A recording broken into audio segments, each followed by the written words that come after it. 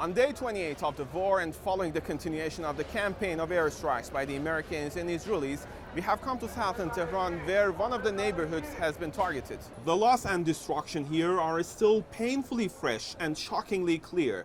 Rescue teams are working. Some bodies have been taken out, others still trapped under the rubble. At least 10 people have been killed at this very scene and many more injured.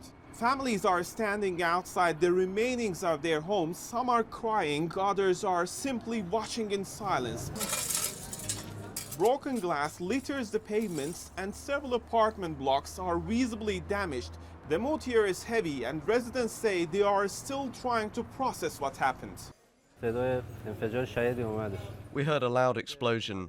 When we went outside, we saw that debris had completely filled the yard and blocked access to the rooftop.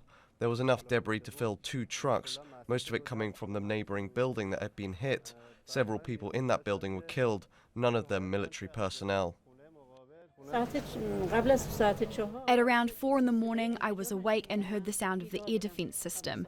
After that, I heard a loud explosion and then suddenly everything was thrown around. Windows shattered, pipes burst, and the water was gushing out. There were about 2 meters of debris in the yard and the door wouldn't open.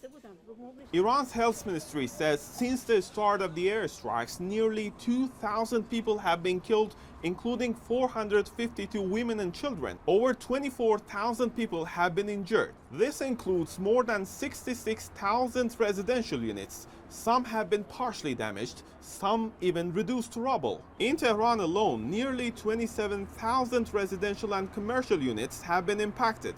The situation remains extremely complicated, and the deep mistrust in Tehran towards Washington makes it difficult to see an immediate end to the war. Hopes for a diplomatic solution rise and fall, yet the public rhetoric coming from Tel Aviv, Washington, and Tehran does not suggest any real movement towards de-escalation. But beyond the political statements and military calculations, here on the ground, this is the ordinary citizens who continue to pay the price.